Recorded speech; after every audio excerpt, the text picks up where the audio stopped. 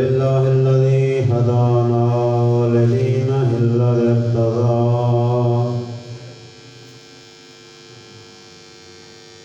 وسبيله الذي اصطفى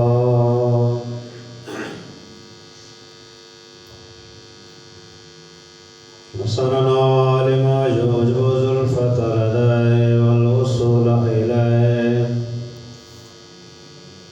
أمرنا لأداء فرض الجمعات وما وجب علينا فيها من الطاعات وقسمه لأهلها من العتاب في يوم الجزاء إنه هو العزيز الحكيم. اللهم صل على محمد وآل محمد. اللهم صل على محمد وآله واجعله أيمن يوم عيدنا وأفضل صاحب صاحبنا وخير وقت ظللنا فيه واجعلنا من أرضى من مر عليه الليل والنهار من جملة خلقك وأشكرهم لما أوليت من نعمك وأقومهم بما شرعت من شرائعك وأوقفهم عما حذرت من نهيك على سائر خلقك في يوم هذا والساعة هذا ومستقر هذا إني أشهد أنك أنت الله لا إله إلا أنت قائم بالقسط عدل في الحكم رؤوف بالعباد وأن محمدا عبده اللهم صل على محمد وآل رسولك وخيرتك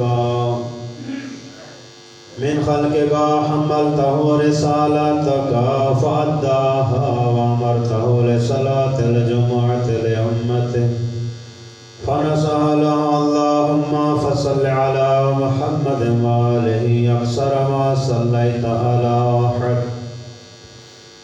أحد من خلقك وأجزه عنا فضل وكرما ما جزيت أحدا من أنبيائك عن أمته إنك أنت العزيز الحكيم. اللهم صل على محمد وآل محمد. برادران ایمانی،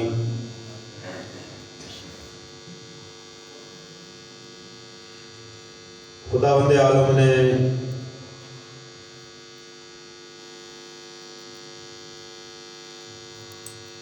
اسلام جیسا دین عطا کر کے محمد و اہل بیت محمد جیسے ہادی عطا فرما کے ایک احسان عظیم فرمایا ہے ہم گناہگاروں پر. جتنا بھی شکر کیا جائے کم ہے کہ اس دنیا میں کامیاب زندگی گزارنے کے لیے اللہ نے ہمیں بہترین ایک ضابطہ حیات اسلام کی صورت میں عطا فرمایا. خداوند عالم نے اپنے بندگان کو اطاعت اور فرمانبرداری کا حکم دیا ہے.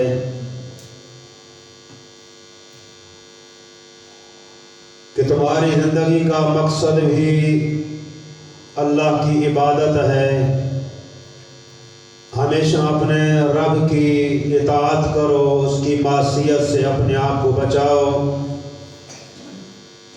اطاعت گزاروں کے لیے اللہ نے جنت رکھی ہے اور اپنے نافرمانوں کے لیے پروردگار نے جہنم رکھی ہے. اطاعت گزاروں سے جنت کا وعدہ کیا، گناہگاروں کو جہنم کا وعدہ کیا. اور میرے بھائیو، جو معصیت ہے پروردگار کی، جو گناہ کیے جاتے ہیں، ان گناہوں کی تو قسمیں ہیں، کچھ ہیں گناہان کبیرہ، کچھ ہیں گناہان صغیرہ۔ اگر چھوٹے گناہ جو ہیں گناہان صغیرہ بار بار ان کا اصرار کیا جائے، تکرار کیا جائے، بار بار ان کو بجا لائیں تو وہ بھی پھر کبائر کی شکل میں آ جاتے ہیں۔ جو تعریف کی گئی ہے گناہان کبیرہ کون سے ہیں، صغیرہ کون سے ہیں، گناہان کبیرہ کی ایک فہرست جو ہے، چند ایک گناہان کبیرہ ہیں، اس کے علاوہ جتنے گناہ ہیں وہ صغیرہ میں شامل ہوتے ہیں۔ گناہ کبیرہ کہ جس کے انجام دینے سے انسان اللہ کی سزا کا حقدار بن جائے، اس کے لیے خدا نے کوئی سزا رکھی ہے یا جہنم کا وعدہ کیا ہے کہ اگر تم یہ کرو گے تو تمہیں جہنم میں داخل کیا جائے گا، یا دنیا میں ان کے لیے کوئی سزا مقرر ہے، اگر یہ گناہ کریں گے تو سنسار کیا جائے گا، یہ کریں گے تو قتل کیا جائے گا، یہ کریں گے تو ہاتھ کاٹا جائے گا، اس قسم کے۔ تو جن گناہوں کی دنیا میں سزا رکھی گئی ہے یا جہنم کا وعدہ کیا گیا ہے انہیں کہا جاتا ہے گناہان کبیرہ۔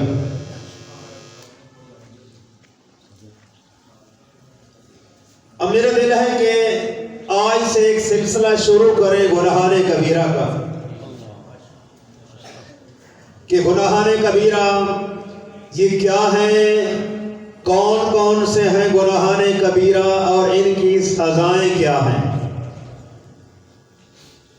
کچھ عرصہ کوشش کریں گے روایات واقعات کی روشنی میں آپ کے سامنے ذکر کیا جائے۔ کچھ گناہ ایسے ہیں گناہان کبیرہ کہ جن کا صرف سزا کا وعدہ کیا گیا ہے، ان کا دنیا میں انسانی زندگی پر کوئی اثر نہیں پڑتا۔ گناہ کیا ہے اس کی سزا ملے گی آپ کو، شرعی حکومت ہے تو دنیا میں حد جاری کی جائے گی، اور اگر توبہ کے بغیر مر گیا، اپنے آپ کو بخشوا نہ سکا، تو قیامت کے دن جو ہے وہ سزا بھگتے گا۔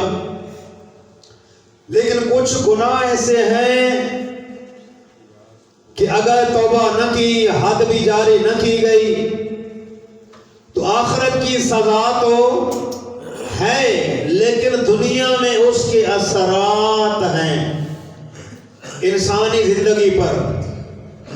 مثال کے طور پر میں ایک مثال دیتا ہوں، قطع رحمی جو ہے یہ گناہ بھی ہے، اور دنیا میں اس کا اثر یہ ہے کہ جو اپنے رشتہ داروں سے تعلق ختم کر لیتا ہے، دنیا میں اس کی زندگی پر اثر یہ پڑتا ہے کہ ایک تو اس کی عمر میں کمی ہو جاتی ہے اور دوسرا اس کے رزق میں کمی آ جاتی ہے۔ قطع رحمی، صلہ رحمی کریں گے تو اس کے برعکس برکتیں ہیں کہ صلہ رحمی کرنے سے انسان کی زندگی تھوڑی ہو تو اللہ اس کی زندگی بڑھا دیتا ہے، اور رزق بھی اسے وہاں سے عطا کرتا ہے کہ جہاں اس کا وہم و گمان بھی نہیں ہوتا، سوچ بھی نہیں ہوتی۔ تو کچھ گناہ ایسے ہیں، ان گناہوں میں سے جو گناہان کبیرہ ہیں اور جن کی سزائیں مقرر ہیں، بڑی بڑی گناہ ہے، لسٹ ہے۔ آج میں تھوڑا سا تذکرہ کرنا چاہتا ہوں ان گناہان کبیرہ میں سے ایک گناہ ہے جسے لواط کہا جاتا ہے۔ واقعات کا مطالعہ کریں، تاریخ انبیاء کا مطالعہ کریں تو حضرت لوط علیہ السلام کی جو واقعات ہیں ان کی زندگی ہسٹری پڑھیں تو آپ کو یہ مل جائے گا کہ ان کی امت کا گناہ کیا تھا اور عذاب کیوں آیا۔ لواط کیا ہوتا ہے؟ خدا نخواستہ ایک مرد کا مرد کے ساتھ بدفعلی کرنا۔ یہ گناہ یہ قوم لوط میں پایا جاتا تھا، وہیں سے شروع ہوا اور آگے چلا۔ شیطان کے وسوسوں سے کس طریقے سے اس نے ان کی امت کو اس میں مبتلا کیا، ایک لمبے چوڑے واقعات ہیں، کبھی مطالعہ کریں تو یہ ایسا گناہ تھا، اسی کی وجہ سے اللہ نے ان پر عذاب نازل کیا، اور اتنا دردناک عذاب تھا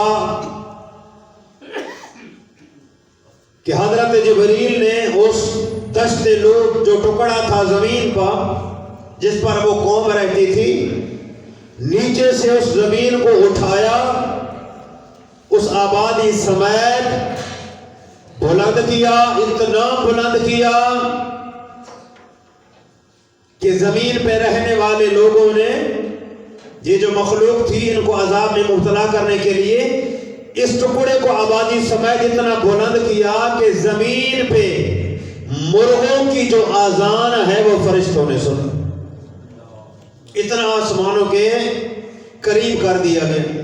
پھر وہاں سے جا کر اس زمین کو الٹا اور ساری قوم کو تباہ و برباد کر دیا۔ ان کا گناہ جو ہے وہ یہی تھا، ایک مرد کا مرد کے ساتھ بدفعلی کرنا۔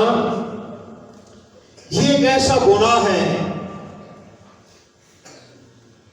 کہ جس کی سزا بھی مقرر ہے اسلام میں۔ اگر اسلامی حکومت ہو، یہاں تو نہیں ہے، جہاں حد جاری کی جاتی ہے، جیسے ایران میں اسلامی حکومت ہے، وہاں ہر گناہ کی جو ہے وہ حد جاری کی جاتی ہے۔ اگر کوئی زنا کرتی ہے عورت، اسے سنسار کیا جاتا ہے۔ اگر کوئی قتل کرتا ہے تو اس کو قتل کے بدلے میں قتل کیا جاتا ہے، پھانسی پہ لٹکایا جاتا ہے۔ کوئی چوری کرتا ہے تو اس کا ہاتھ جو ہے انگلیاں اس کی کاٹی جاتی ہیں۔ اگر شرعی حکومت ہو تو یہ شخص جو یہ بدفعلی کرتا ہے، اس کی سزا 3 سزائیں جو ہیں وہ مقرر کی ہیں شریعت نے۔ پہلی سزا یہ ہے ایحرق بالنار، کہ اس بدفعلی کرنے والے انسان کو آگ میں جلا دیا جائے، آگ میں جلا دیا جائے۔ دوسری سزا یہ ہے کہ ایک دیوار جو ہے اس پر گرائی جائے کہ وہ دیوار گرنے سے مر جائے۔ تیسرا ہے کہ اس کو قتل کر دیا جائے۔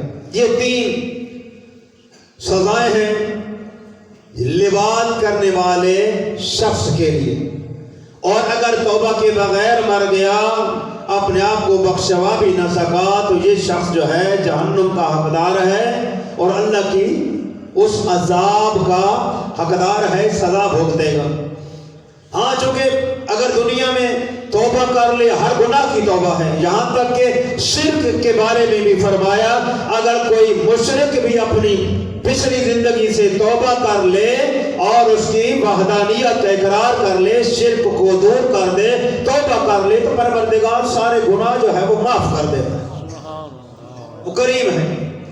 تو یہ شخص جو ہے اگر توبہ کے بغیر مر گیا تو یہ سزا بھگتے گا۔ لیکن دنیا میں اس کے اثرات ہیں، جیسے قطع رحمی کا میں نے بتایا، صلہ رحمی کا بتایا، اس کے اثرات ہیں، اس کے بھی اثرات ہیں۔ کیا اثرات ہیں؟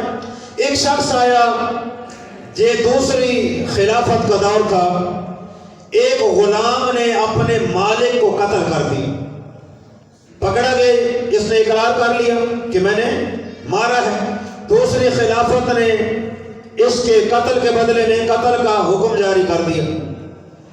مولا متقیان نے اسے اپنے پاس بلایا، اس غلام کو، اور مولا نے پوچھا کہ مجھے یہ بتا، اقتلت مولاک، کیا تو نے واقعی اپنے مالک کو قتل کیا ہے؟ اس نے کہا جی یا مولا، میں نے اپنے مالک کو قتل کیا ہے۔ کیوں قتل کیا ہے؟ کس وجہ سے؟ تو اس نے کہا کہ یا امیر المومنین، کہ میرے مالک نے میرے ساتھ زیادتی کی ہے اور زبردستی میرے ساتھ بدفعلی کی ہے، اس کے بعد میں نے اسے قتل کر دیا۔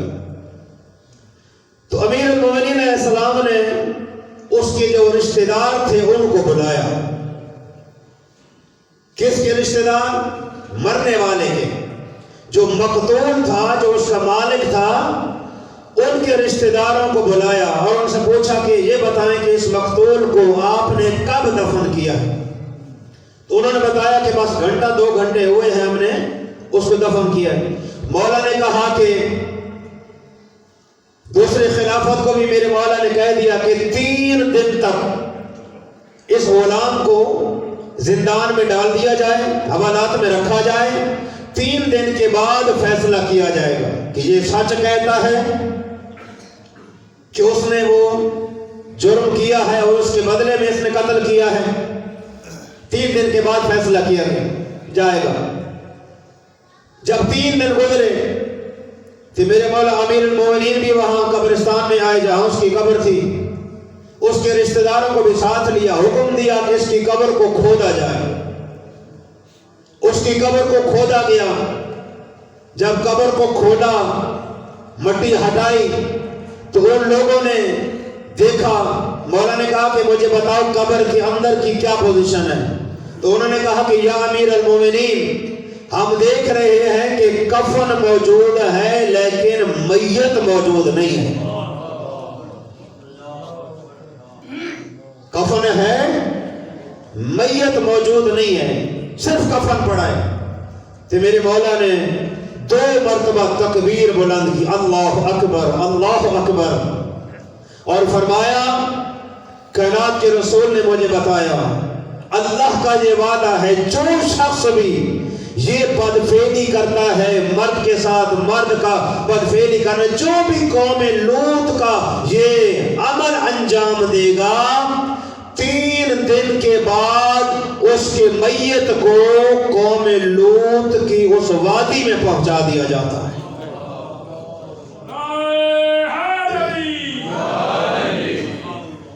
اللہ اکبر۔ اسی طرح ایک اور شخص بھی آیا تھا، اس نے کہا کہ مولا مجھ پہ حد جاری کریں۔ مولا نے پوچھا آپ نے کیا کیا؟ کہا کہ میں نے کسی کے ساتھ یہ کام کیا ہے، بدفعلی کی ہے، اور میں چاہتا ہوں کہ آپ حد جاری کریں، مجھے پاکیزہ کریں تاکہ دنیا میں مجھے سزا مل جائے، آخرت کی سزا سے میں بچ جاؤں۔ مولا متقیان نے کہا ٹھیک ہے، 3 سزائیں ہیں، یا تجھے آگ میں جلا دیا جائے، یا دیوار گرائی جائے، یا پھر تجھے قتل کر دیا جائے، یہ بتا کہ تو کون سی سزا پسند کرے گا؟ اس نے کہا کہ مجھے پاکیزہ کرنے کے لیے جو سب سے بہترین اور شدید سزا ہے وہ مجھے دی جائے۔ لیکن اس نے روایت کے لفظ ہیں، اس نے کہا مولا مجھے مرنے سے پہلے 2 رکعت نماز پڑھنے کی اجازت دے دے۔ اس نے 2 رکعت نماز ادا کی۔ 2 رکعت نماز پڑھنے کے بعد سجدہ شکر میں گیا، کہا پروردگار میں نے ایک بدفعلی کی ہے، میں نے ایک گناہ کیا ہے، قد ادیت حجتک، میں تیری زمین پر تیری حجت کے پاس آیا ہوں تاکہ مجھے پاکیزہ کر دے۔ پروردگار اب میرے اس گناہ کی جو حد جاری کی جائے گی، اس حد کو آخرت کی سزا جہنم سے بچنے کا کفارہ بنا دینا۔ اس کی آنکھوں سے آنسو نکل رہے تھے، رو رہا تھا، توبہ کر رہا تھا۔ مولا متقیان کی یہ روایت کے لفظ ہیں، مولا متقیان کی آنکھوں سے آنسو نکل آئے اور میرے مولا نے فرمایا کھڑا ہو جا، تیری توبہ کو اللہ نے قبول کر لیا ہے۔ اللہ نے تیری اس گریہ ازاری کو قبول کر لیا ہے۔ تو میرے بھائیوں ایک سلسلہ شروع کریں گے انشاءاللہ، یہ گناہان کبیرہ کا اسی طریقے سے اور بیان کرنے کی کوشش کریں گے۔ وقت ختم ہے، خداوند کریم عمل کی توفیق عطا فرمائے۔ بسم اللہ الرحمن الرحیم، والعصر ان الانسان لفی خسر الا الذین آمنوا وعملوا الصالحات وتواصوا بالحق وتواصوا